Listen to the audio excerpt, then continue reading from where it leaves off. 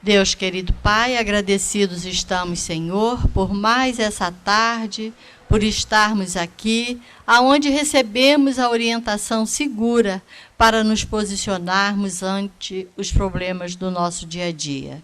Abençoa-nos, Senhor. Graças a Deus e que assim seja. E com vocês, Celi, para dar sequência ao estudo. Boa tarde para todos nós. Vamos continuar aqui com esse assunto importantíssimo. Eu sei que todos são, mas essa questão da influência espiritual, ela é muito importante, muito. Porque são os nossos pensamentos que dirigem a nossa vida. Né? Os nossos pensamentos dirigem a nossa vida.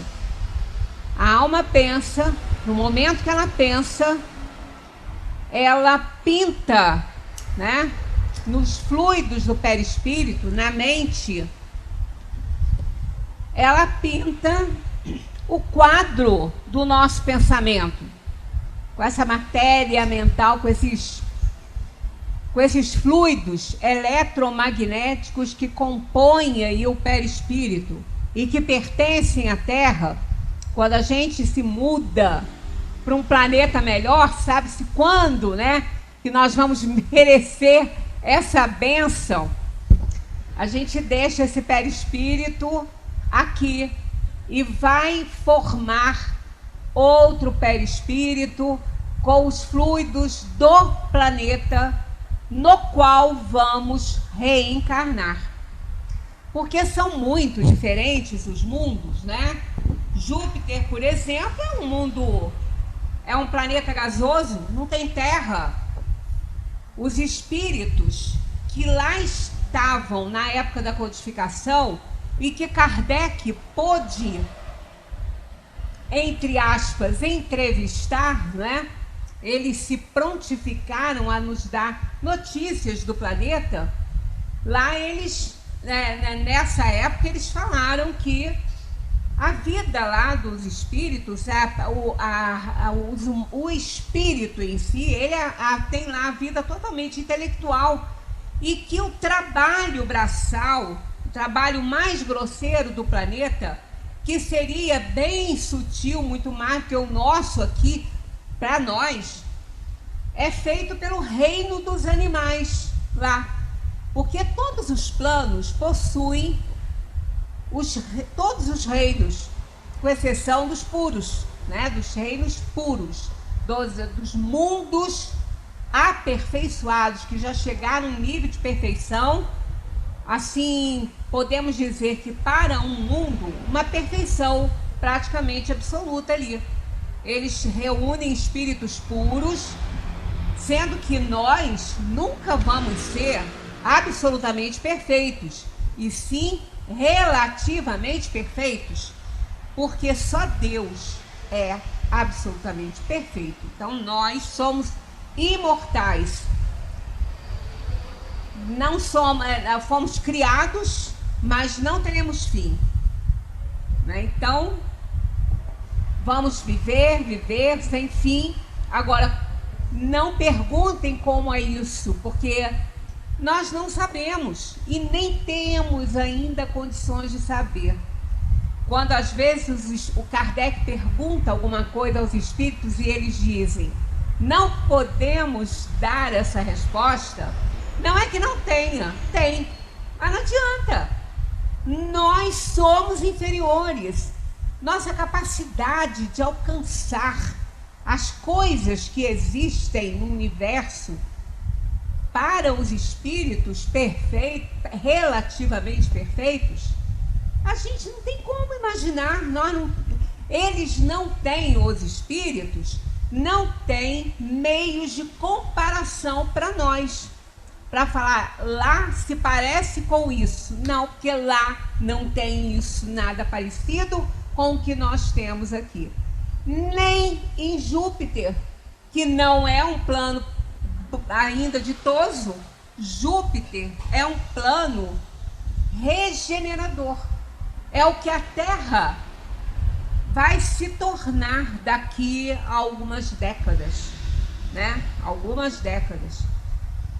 Podemos colocar aí ainda bastante tempo aí para a Terra se tornar um mundo desse regenerador. Mas ela está na transição, né? Nós estamos passando pela transição planetária bem próxima dela ser um plano regenerador. Porque um plano em transição, em aperfeiçoamento, ele está sempre, né? Desde quando ele surge. Mas nós estamos numa fase muito próxima da transição mesmo de um plano de provação e expiação para um plano regenerador. Qual é a diferença? No plano de provação e expiação, o mal é que impera, a desarmonia, né? Isso que impera. E no plano regenerador existe isso ainda, mas não é o império desse plano. O bem é que é. Então, um plano regenerador é o inverso do que temos hoje aqui na Terra, onde o que impera é o mal, a materialidade, a inferioridade, o que não acontece num plano de regeneração. Os espíritos que ainda carregam essa inferioridade, a necessidade ainda de uma expiação para resgatar, para fazer uma redenção, é bem menor a quantidade, e esses espíritos já entenderam. Não são rebeldes. Eles já compreenderam que eles precisam ainda expiar alguma coisa para poder alcançar um nível melhor de evolução. Não é o que acontece na Terra. A Terra, os espíritos em expiação são extremamente revoltados, se achando injustiçados pelo Criador, que não mereciam passar pelo que estão passando. Ora, se não mereciam e estão, Deus seria o quê? Injusto? Não, não é. Por que não é? Não é porque todo o universo está aí para demonstrar a justiça divina. E a inteligência suprema, que é a causa primária de todas as coisas, que é a primeira questão de O Livro dos Espíritos. Então, nós estamos vivenciando esse momento. E a influência dos espíritos, nesse momento principalmente, ela é intensa dos dois lados. Tanto da parte da inferioridade, quanto da parte da superioridade. Porque nós somos espíritos muito ainda vulneráveis, muito ainda abertos à influenciação inferior, por causa ainda das paixões que carregamos. Então, não é uma briga entre o bem e o mal, que eu não considero essa briga. Não vejo que isso exista. Porque o bem jamais entraria em conflito com o mal, porque ele ali não existe. Como que você pode colocar coisas, como que podem se digadear coisas que não existem juntas ali? Porque o mal, ele é a ausência do bem. Então, onde ele está, não tem o outro, não tem o bem. Aonde tem o mal, não tem o bem. Então não pode haver briga entre o bem e o mal, porque não existe o bem para brigar com o mal. Perceberam isso? O mal é a ausência do bem. Então ele não existe. Aonde tem o mal, o bem não existe. Então não tem conflito, não tem briga, não tem guerra. Então não existe briga entre o bem e o mal. O que existe, sim, é o mal que nós geramos em nós pelo mau uso do livre-arbítrio. Então ali não tem o bem, naquela situação não tem. Então não há a briga entre o bem e o mal. Ela existe somente na nossa mente quando nós estamos ali fazendo essa escolha. Não é uma briga, é uma escolha, não é? É uma escolha que estamos fazendo. Então, vemos as coisas boas, percebemos o que é bom mas não naquele ponto em que nós estamos ainda cheios de maldade, que ali o bem não existe.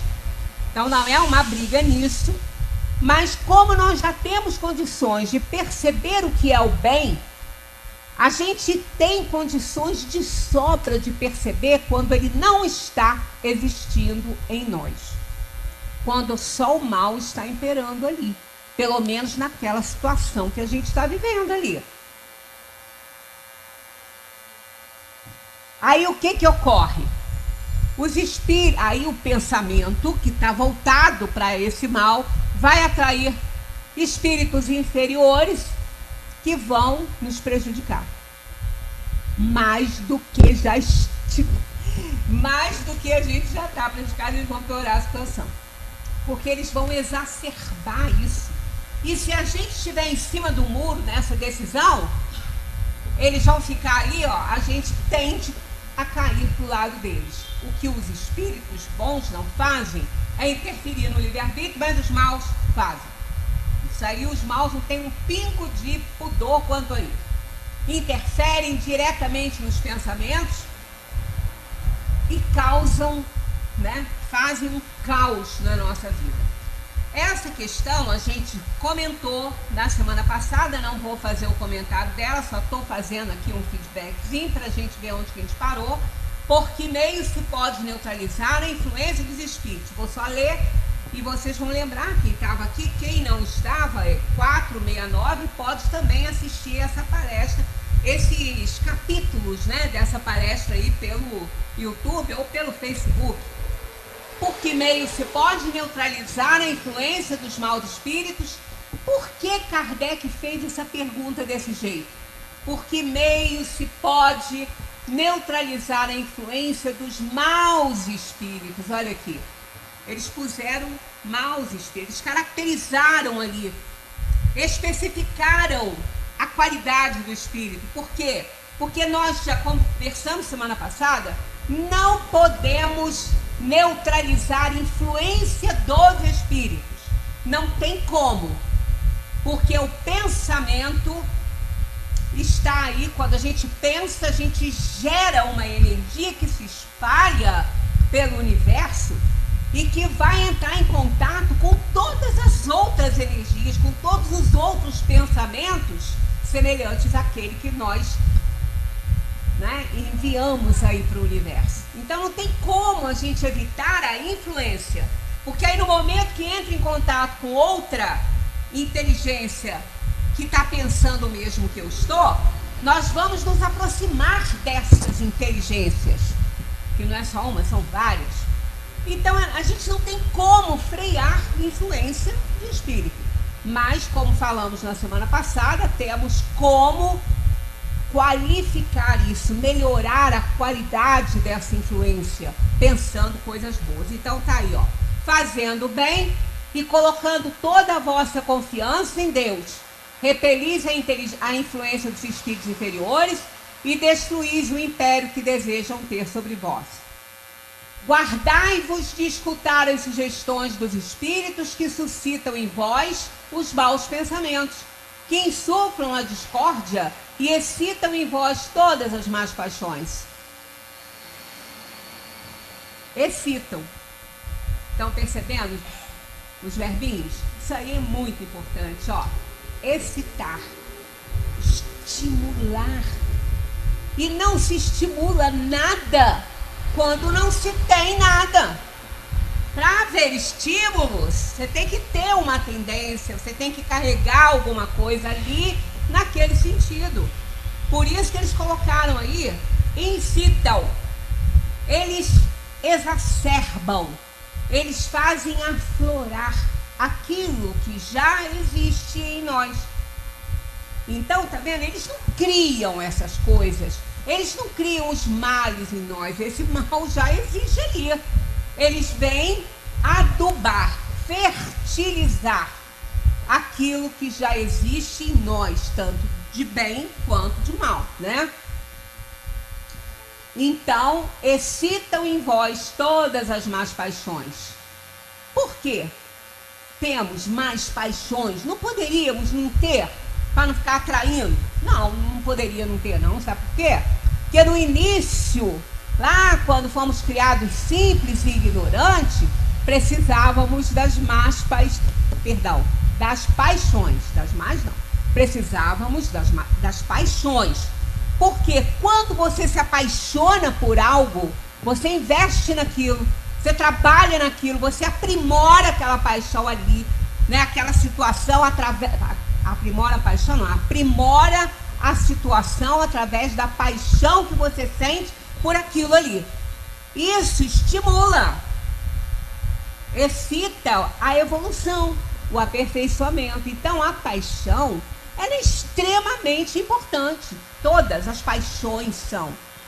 Ela só deixa de ser boa quando ela passa a nos governar, quando ela passa a ser maior que a nossa razão, né? Quando ela nos deixa numa condição muito semelhante à do animal, que está para nós como nós estamos para Deus. Olha aí a diferença.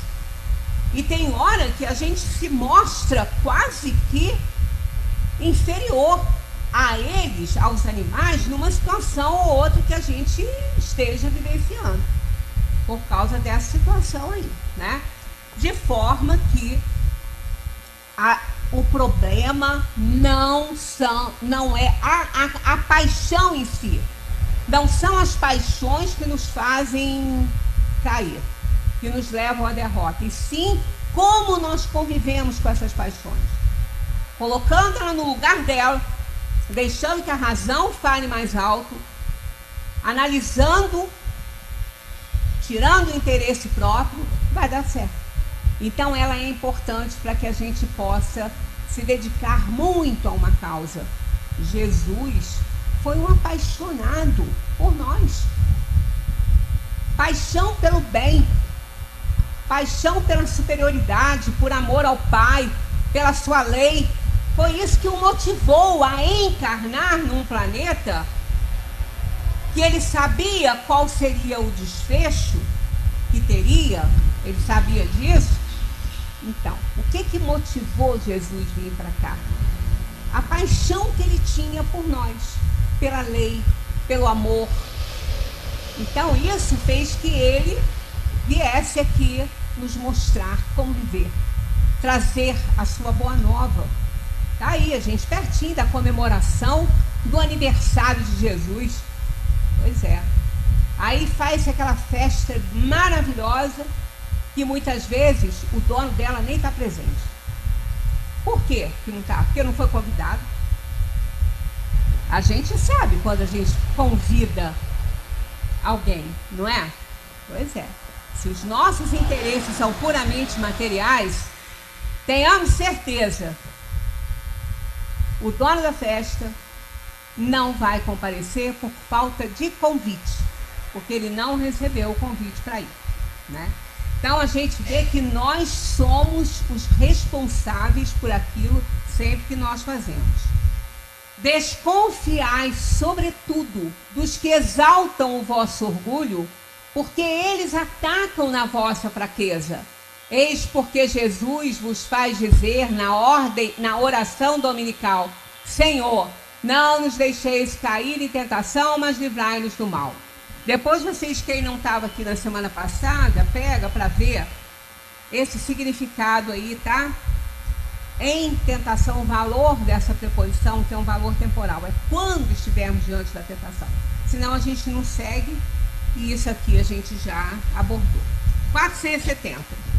Os espíritos que procuram induzir-nos ao mal e que assim põem à prova a nossa firmeza no bem, receberam a missão de o fazer. Botei em vermelho aqui, porque olha aí, não precisamos nem saber a resposta para ver que isso já seria um absurdo, né? Receberam a missão de o fazer. Quem? Recebeu de quem a missão para nos induzir ao mal? Quem que daria uma missão dessa para um espírito que vai reencarnar para evoluir? Quer dizer, mas Kardec quis pegar tudo, todas as perguntas, tirar todas as dúvidas, né? E se é uma missão que eles cumprem, terão responsabilidade nisso? Ó, se eles recebessem isso como missão, não iam ter responsabilidade nisso? Eles vieram para fazer isso aqui, né? Qual é o grande objetivo da nossa vida? Qual é? De todos nós. É algo comum a todos, a todas as pessoas. Realizar aquilo que viemos fazer. O que viemos fazer, o que eu vim fazer, o que eu vim fazer, o que Ângela veio fazer, o que Ângela veio fazer. O objetivo de todos os espíritos ao reencarnar é fazer aquilo que vieram fazer. Cada um. Ah, mas como é que eu vou saber? Ah, amigo, sabe? Você tem uma memória boa aí, que aos poucos aquilo vai saindo lá do arquivo que está meio camufladinho e vem à tona. Tem seu anjo da guarda que vai, ó, buzinar, ó. Presta atenção, fulano, você está se desviando daquilo que você veio fazer aqui, hein? Presta atenção. E a gente sabe porque foi a gente que escolheu. Se escolhemos, está no nosso arquivo e a gente com certeza sabe. Tanto que às vezes a gente fica muito na dúvida de tomar uma decisão. A gente fica assim, mas será que eu devo fazer isso mesmo? Será? Sabe por quê? Tem aí uma intuição de que escolheu algo que não é aquilo. Aí a pessoa acaba depois fazendo certinho, se ela pede ajuda ao anjo da guarda, se ela raciocina bem, se ela reflete bem. O que é refletir? Refletir é flexionar-se para dentro de si mesmo, né? Então, se ela está refletindo bem, ela está entrando nela, no seu eu mais profundo, na sua profundidade espiritual, ela vai dar certo. Se ela fizer isso, ela vai conseguir alcançar os objetivos e dar conta daquilo que ela veio aqui fazer, né? Aí, olha só, não poderia ser diferente. Nenhum espírito recebe a missão de fazer o mal. Quando ele o faz, é pela sua própria vontade e, consequentemente, terá de sofrer as consequências. Isso aqui é um pleonasmozinho, mas os espíritos acharam muito por bem fazer isso aqui para confirmar, né? É igual aquela questão do subir para cima. Se você vai subir, tem que ser para cima, porque para baixo ninguém sobe, desce, né? Só que a gente não pode falar assim, subir lá para cima? Pode. Já deixa de ser um pleonasmozinho. Por quê? Você não vai subir para cima, você vai subir lá para cima. Tem diferença. E é o que eles fizeram aqui, né? É o que eles fizeram aqui com esse pleonasmozinho, olha só. E é pela sua própria vontade e, consequentemente, terá de sofrer as consequências. Usaram aqui o advérbio junto com o substantivo, que parece um pleonasmo, mas foi para reforçar a ideia. Reforçar, dar força nisso aí. Toda ação carrega uma reação. E não é Deus que manda, não é Deus que escolheu a reação, não é Deus que escolheu. Foi Deus que escolheu a doença, um câncer de pulmão ali, para uma pessoa que, se não fumou nessa vida, fumou na outra. Destruiu os alvéolos todos do pulmão, desencarnou, não deu nem tempo de resgatar aquilo, aí vem numa nova vida com o pulmão cheio de problema. Uma criança de 6 anos com câncer de pulmão. Aí o médico olha aquele exame e fala assim, meu amigo, isso aí é um câncer de quem fumou a vida. Eu tive essa oportunidade de conhecer uma família assim, a família em desespero, a criança com câncer de pulmão. E o médico falou assim, que nunca tinha visto um câncer com naquela situação, sim, em fumantes de muitos anos. Aí falaram com a mãe, não, isso aí deve ser coisa de outra encarnação, e ela nunca estudou espiritismo, aí isso já tem muitos anos mesmo, eu estava começando no espiritismo. Aí um amigo me colocou em contato, eu falei, olha, realmente eu também estou começando a estudar, mas eu te digo que numa outra vida ele participou da destruição do pulmão dele aí fazendo isso, participou não, né? Foi protagonista ali da situação, e aí Nada fica sem resposta nessa vida. Então não foi Deus que mandou aquele câncer para aquela criança, não. Aquilo é uma consequência da atitude daquela alma que agora está num corpinho infantil, que viveu, é uma alma antiga, milenar, porque nós não temos almas recém-criadas em plano de provação e expiação. Não tem. Não tem. Por que não tem? Não pode ter? Poder até pode, né? Mas não faz sentido. Porque um plano de provação e expiação, a alma já tem que ter vivido muito para ela ter desenvolvido o mal em si, através do mau uso do livre-arbítrio, para ela gerar, então, o mal em si, para poder resgatar. Aí ela vem para o mundo de provação e expiação para ela expiar, sofrer e provar que já está livre da situação, que já entendeu. Por isso é que a gente não tem, em planos de provação e expiação, espíritos recém-criados, simples e ignorantes, né, renascendo aqui. Não faz sentido, porque ela está começando, simples e ignorante, aquele espírito está começando a vida dele no reino nominal. Aí isso acontece nos planos primitivos. E a Terra está no segundo patamar, ela está na segunda ordem dos planos, dos mundos. Então o espírito que reencarna aqui, ele já viveu muito, já errou muito, para ele merecer reencarnar num plano de provação e expiação e vir aqui espiar um passado de delito dele, um passado de erro. Né? Então, aquela criança que a gente vê ali com aquele probleminha que o médico comenta, fala, gente, vi isso aí num fumante de uma vida inteira. Uma situação dessa, pela intensidade da situação e pelo tipo, né?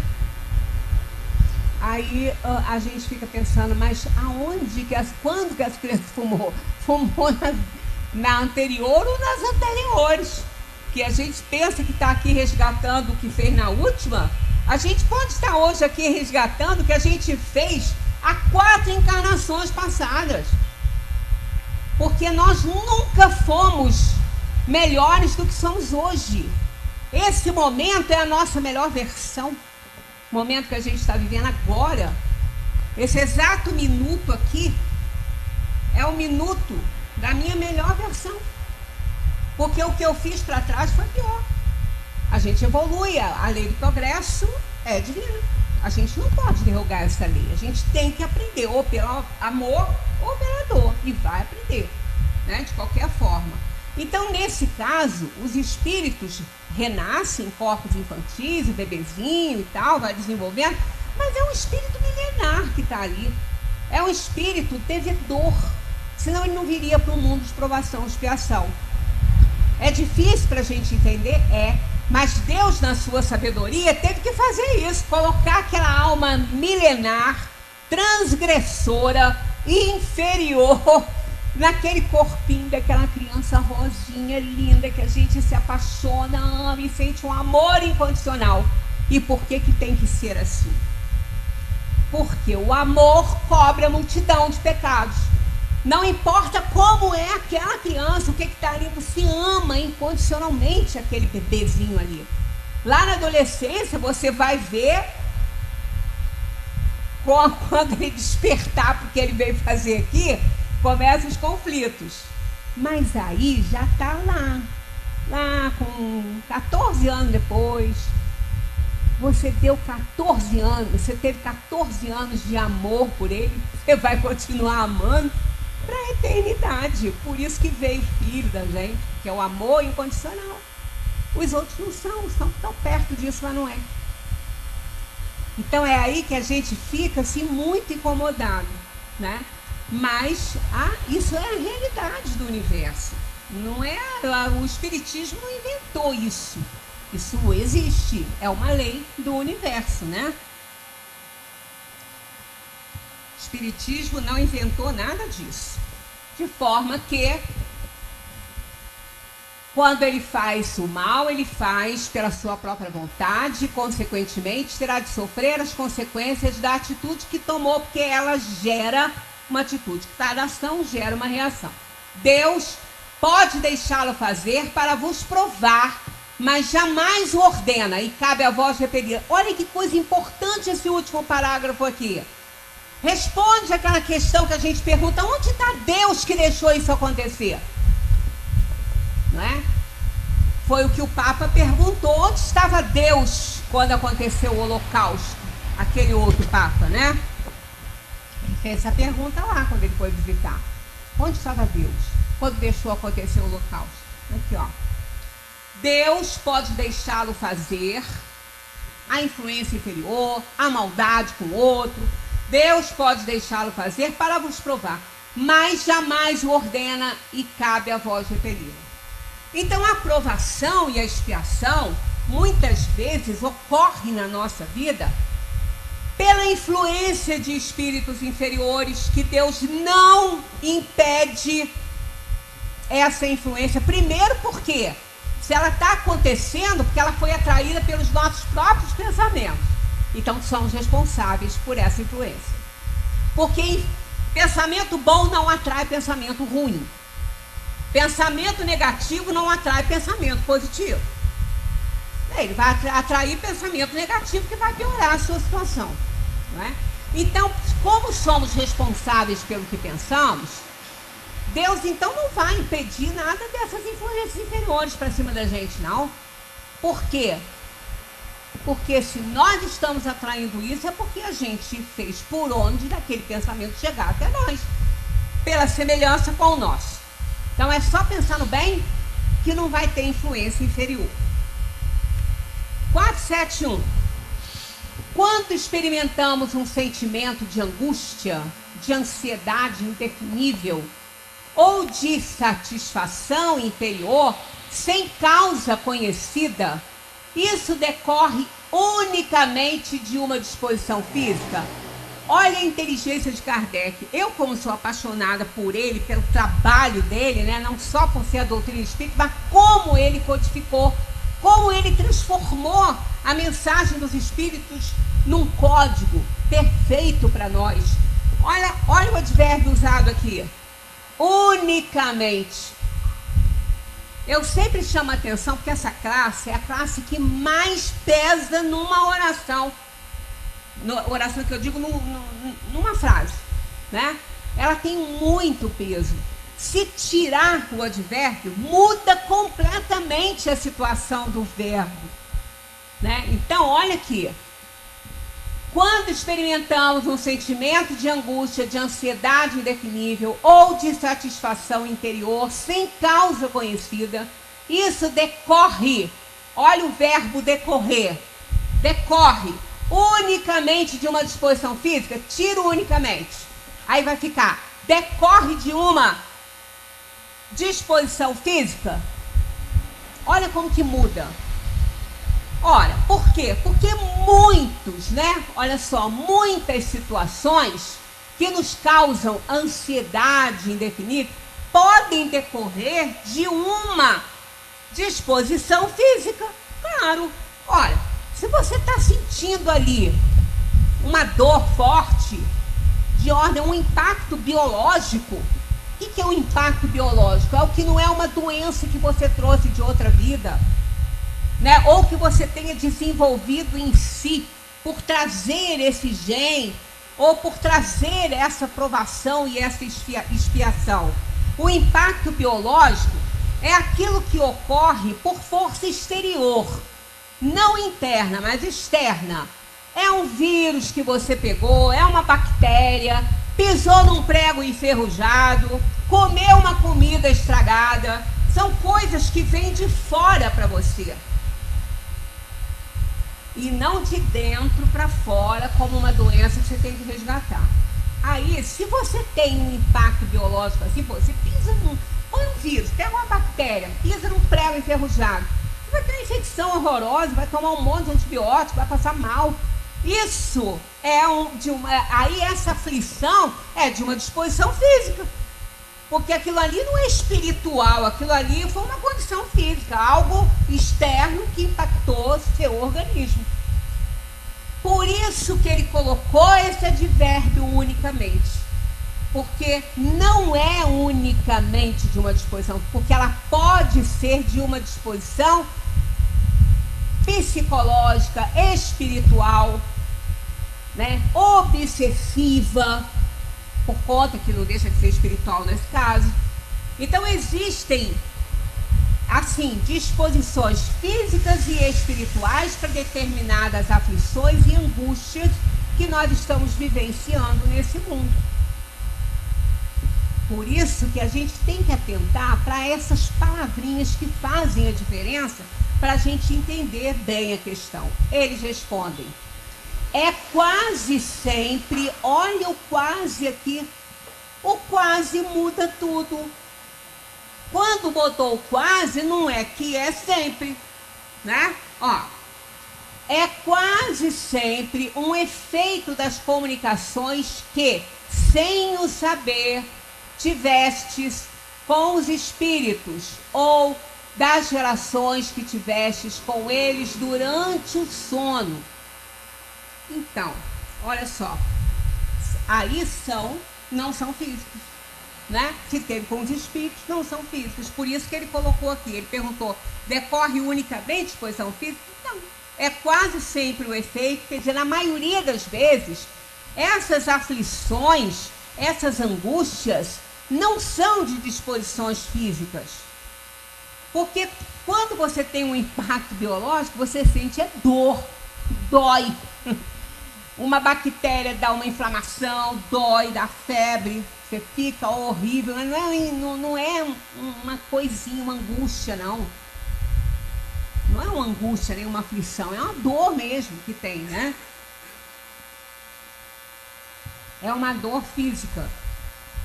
Agora, quando a gente se emancipa pelo sono do corpo, ninguém aqui dorme. Ninguém aqui dorme, né? Às vezes a pessoa fala assim, gente, preciso dormir. Você não precisa dormir não, amigo. Você não precisa dormir nunca. Aliás, você não vai dormir nunca. Quem precisa dormir é o seu corpo. Ele precisa. Ele precisa descansar, diminuir a atividade, fazer o trabalho, enzimas trabalhando naquela baixa de atividade da organização física. Agora, nós somos espíritos, não dormimos nunca.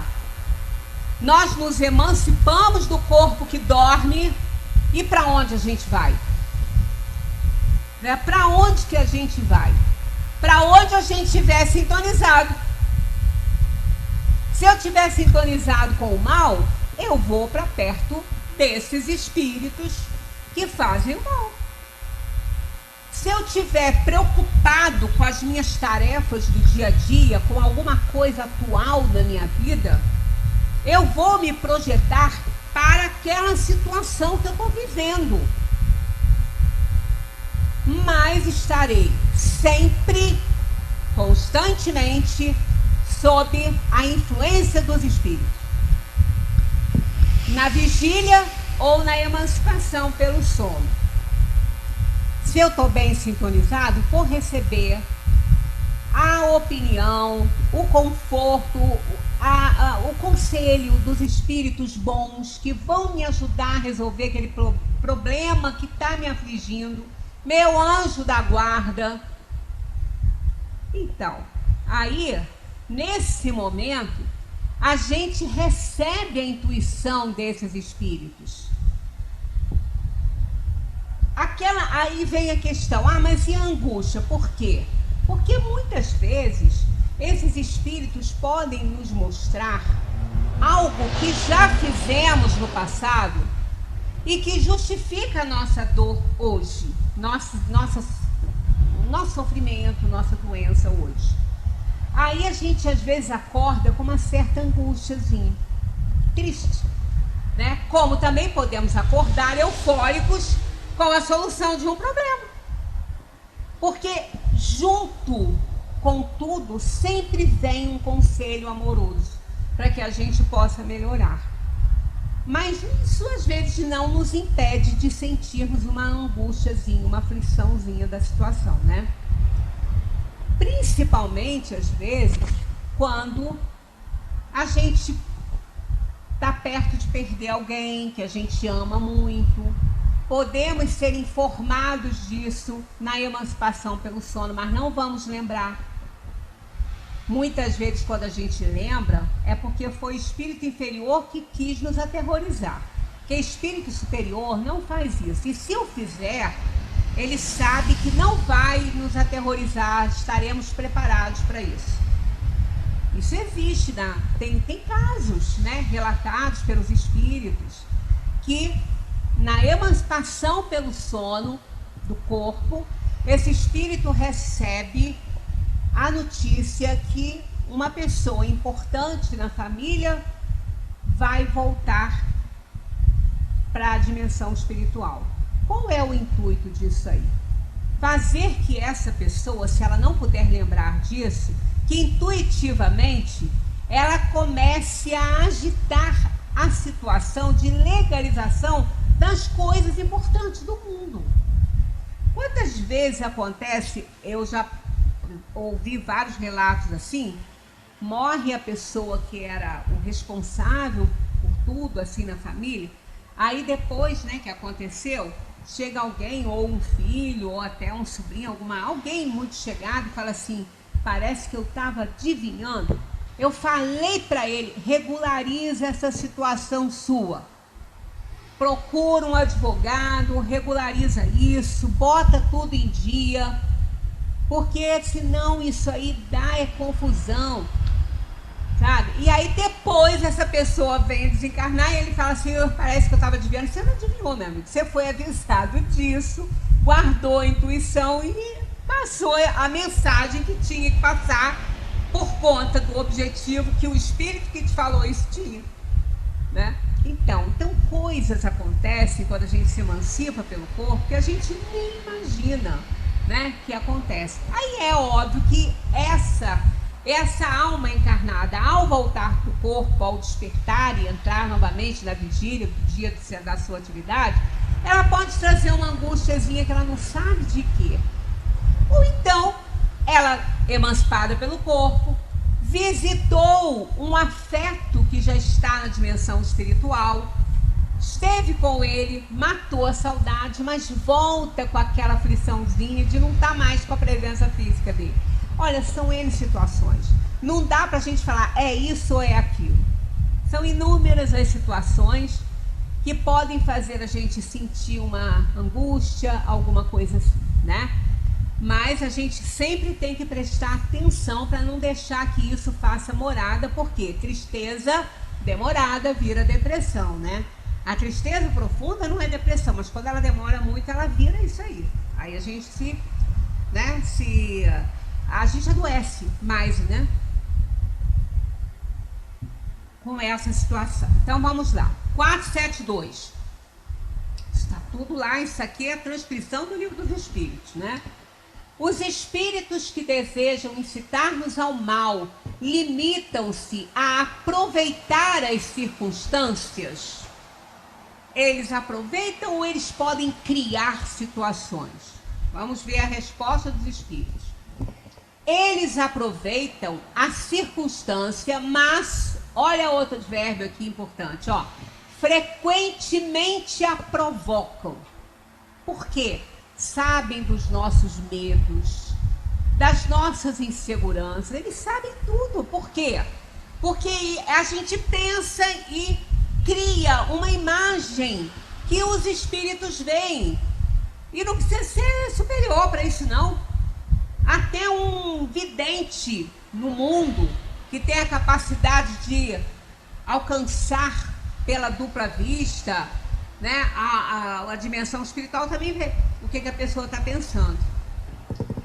Eles aproveitam a circunstância, mas frequentemente a provocam, empurrando-vos sem o perceberdes para o objeto da vossa ambição.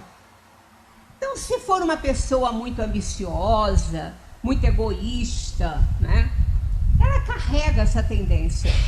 Então, ainda que eles não encontrem uma circunstância pronta, eles provocam uma situação para exacerbar esse orgulho, esse egoísmo, que não vai dar boa coisa. Não vai dar. Porque isso tudo gera essa ação egoísta e orgulhosa, ela vai carregar uma reação ruim, prejudicial a si e aos outros. Então, isso aí eles podem, de certa forma, aproveitar o que já existe nele, mas criaram uma situação, né? Então, eles podem fazer isso e fazem constantemente. Assim, por exemplo, o homem encontra no seu caminho uma certa quantia. Não acrediteis que foram os espíritos que puseram o dinheiro ali, mas eles podem dar ao homem o pensamento de se dirigir naquela direção e então lhe sugerem apoderar-se dele, enquanto outros lhe sugerem devolver o dinheiro ao dono. Acontece o mesmo em todas as outras tentações. Estão vendo? Então, nós estamos sempre expostos a muitas tentações, muitas. Por que acontece, né? De acontecer, porque nós, né? Numa determinada situação, vamos encontrar uma carteira no chão cheia de dinheiro. Principalmente se estivermos precisando de muito de dinheiro naquele momento. Por que a gente vai ser colocado ali? Não foi colocado, não foi intuído a passar por ali. Foi intuído. Para nos provar mesmo. Para nos provar. Aí a gente vê aquela carteira cheia de dinheiro, aí a gente vai ter que fazer o quê? Devo pegar? A gente sabe que não. Todo mundo numa situação dessa sabe que não.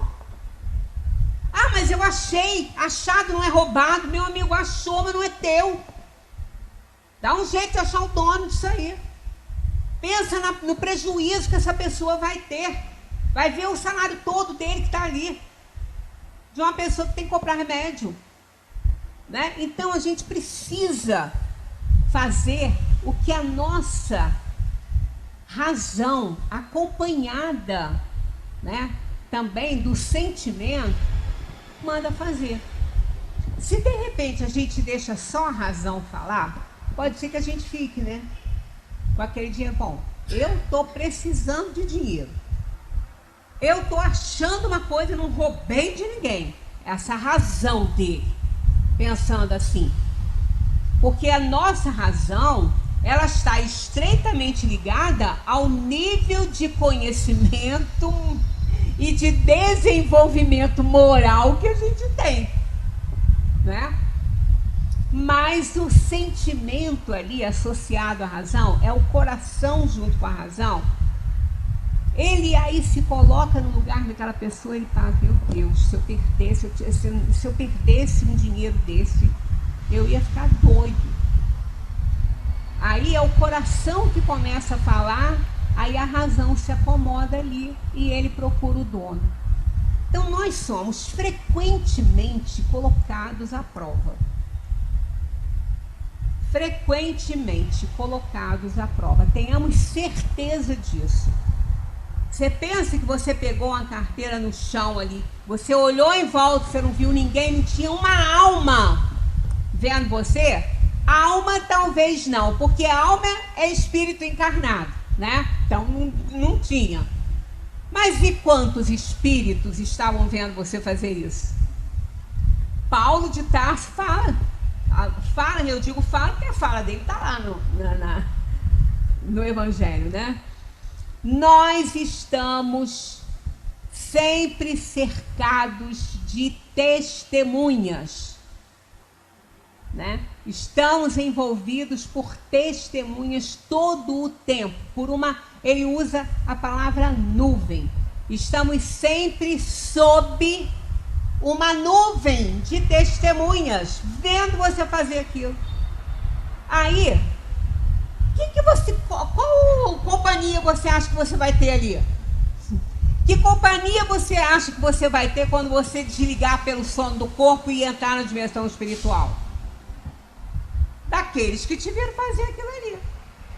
E que vão fazer você se comprometer com para eles, mais ainda. Por isso é que a gente tem que resistir. Tá lá o que está na última página da semana passada, a última frase do Pai Nosso: não nos deixeis cair em tentação. Repetindo rapidinho aí, né? Jesus não estava pedindo para Deus livrá-lo das tentações, e sim fortalecê-lo quando ele estivesse em tentação, que é a conotação daquela preposição em, que tem valor temporal. Então ele não estava pedindo para afastar, ele estava pedindo para que Deus o fortalecesse quando ele estivesse diante da tentação. Quer dizer, naquele momento, você achou a carteira no cantinho ali da rua, ora, vigia o pensamento que você está tendo de querer pegar esse dinheiro e ora a Deus, pede para ele te fortalecer para você não cair nessa. Porque mesmo que não tenha sido uma pegadinha do plano material ali, com muita gente filmando, mas você está sob uma nuvem de testemunhas, de espíritos que vão te influenciar, tá? Com certeza. Então, assim, por exemplo, um homem encontra no seu caminho uma certa quantia, não acrediteis que foram os espíritos que puseram o dinheiro ali, mas eles podem dar ao homem o pensamento de se dirigir naquela direção e então lhe sugerem apoderar-se dele. Quem está sugerindo que ele se apodere são os espíritos inferiores, tá? Enquanto outros, os bons, vão lhe sugerir devolver o dinheiro ao dono. Acontece o mesmo em todas as outras tentações. Nunca nós vamos estar diante das tentações somente com a influência do mal.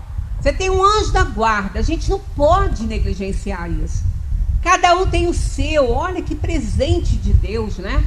Você tem um anjo da guarda, que é um espírito superior que te orienta, que te aconselha, que guia você, que te tutela nesse mundo. É muito isso, né? Logo, a influenciação dos espíritos em nossa vida é uma realidade. Quando negligenciamos isso, permitiremos uma ação maior sobre nós, que acabará se tornando uma obsessão. A obsessão é uma ação persistente de um espírito impuro, que um espírito impuro exerce sobre um indivíduo. Então, quando a gente não se importa com as influenciações inferiores, eles vão se chegando, até que se apoderam do nosso pensamento. É importante, então, estar atento a todas e quaisquer mudanças repentinas de atitude, comportamento, preferências, sentimentos e pensamentos. Mudanças são termômetros importantíssimos para que a gente avalie que não está tudo bem. Assim como ele, quando a gente coloca, ele subiu, ele está marcando uma febre, a mudança de atitude, de comportamento, de preferências, de sentimentos e pensamentos, indica que tem algo errado, porque ninguém muda de uma hora para outra. Aliás, ninguém muda, na verdade. A gente passa por essa vida aí lutando contra si mesmo. Os piores inimigos estão dentro de nós e a gente às vezes não consegue vencê-los, não consegue mudar hábitos, né? Então, quando a gente muda de atitude, aquela pessoa que era uma pessoa sensata, de repente ela acha toda a imoralidade normal. Tem algo errado, fulano, o que é isso? Né? Um comportamento, uma pessoa que tinha um comportamento educado, de repente fica diferente. Então, a mudança que é o termômetro. Porque tem gente que já é mal educada mesmo, né? Tem gente que tem pensamentos ruins, sempre teve, são pessoas pessimistas. Mas uma pessoa que sempre foi otimista, de repente ela vê só desgraça na vida dela, tem algo errado. Né? Então a gente precisa dar atenção aos nossos amigos, aos nossos familiares, que fala, fulano, você está mudado, você está diferente, o que está acontecendo com você? Da mesma maneira que quando um parente vê uma mudança na nossa organização física, Uma pessoa que começa a ter um comportamento diferente na sua conduta no dia a dia ali, de alimento, mesmo de não querer comer, ou então um emagrecimento sem nenhum motivo, isso chama atenção. Aí a pessoa que mora fala: fulano, o que está acontecendo com você? Você está doente? Você procura ver, tem algo diferente aí, você não é assim, né? Então, mudanças, seja na parte espiritual ou na material, implica algo que não está certo, né? Que não está certo, assim, que tem algo esquisito. Procura ver, então, né? A sintonia dos desequilíbrios, na maior parte dos casos, ocorre insidiosamente, passo a passo. Não é de repente, né, que acontece. Vem acontecendo aos pouquinhos, cozinhando a gente em banho-maria, né? Os obsessores vão se ajustando, aclimatando, se amalgamando seus distúrbios emocionais da vítima, em função de seus desajustes, suas aflições, medos, seu estado de espírito.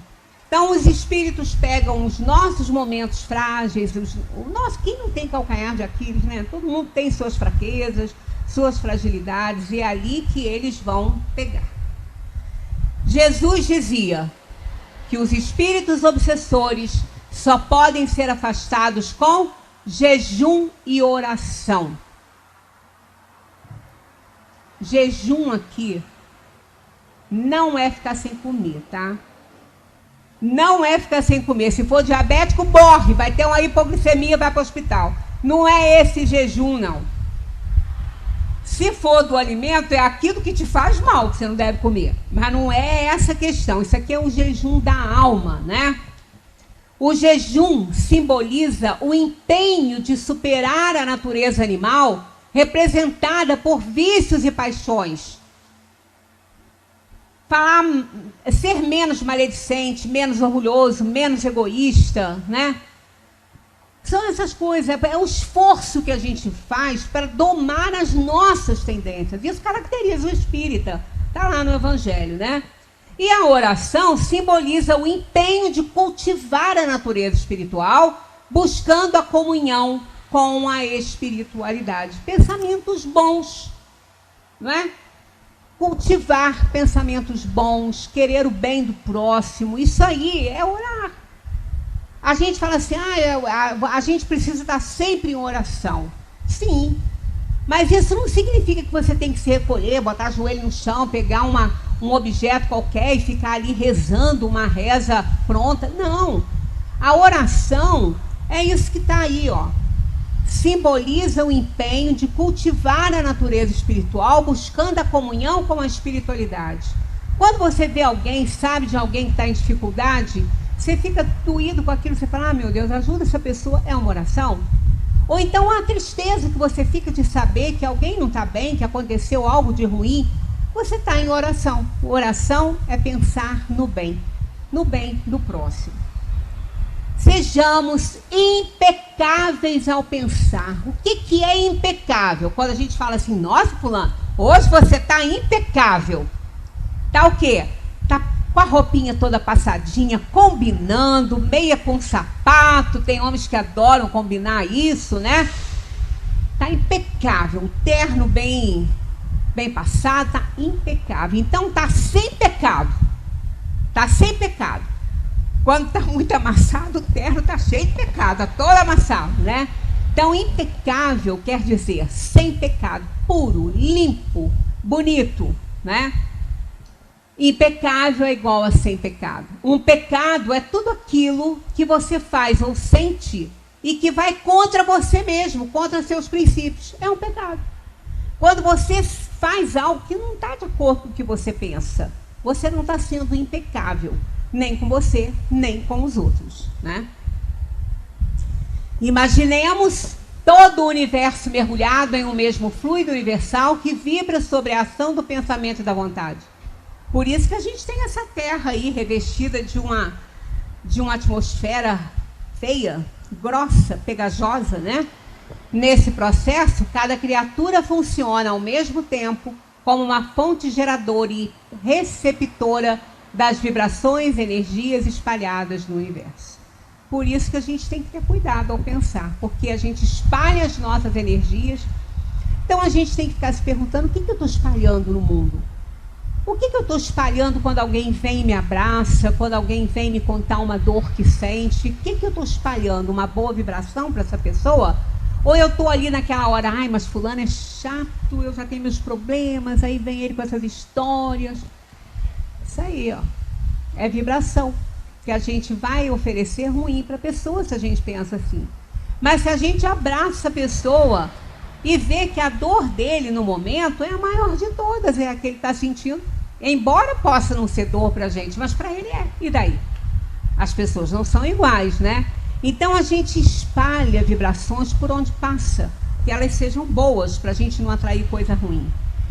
Jesus vai até Getsemane e diz aos discípulos para aguardá-lo enquanto ora e pede para que eles, Pedro, Tiago e João, aqui houve uma mudança na hora que passou, ficou assim: permaneçam vigilantes, ó. Jesus pede que Pedro, Tiago e João permaneçam vigilantes. Mas ao entrar à presença dos seus discípulos, encontrou-os dormindo e questionou a Pedro: então, não pudestes vigiar comigo durante uma só hora? Né? É o que Jesus nos pergunta quando a gente pede ajuda. Não pudestes vigiar comigo uma só hora? Quer dizer, não pode se dedicar um pouco a uma oração? Né? Só quer que os milagres aconteçam? Não é por aí, né?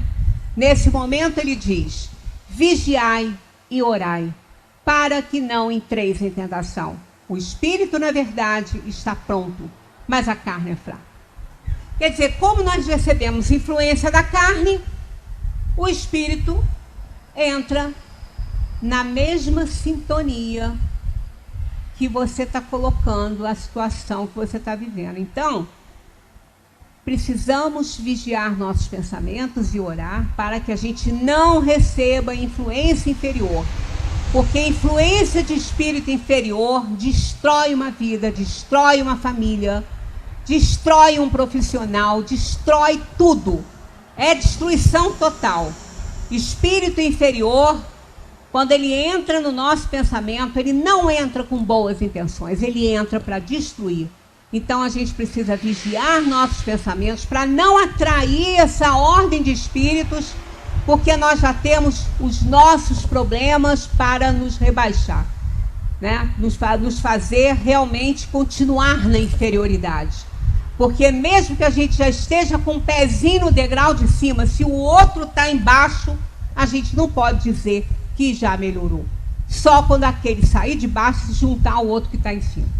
Quando a gente efetiva a melhora, senão a gente acaba se rebaixando naquele momento, botando o que está em cima lá pertinho do outro que está embaixo.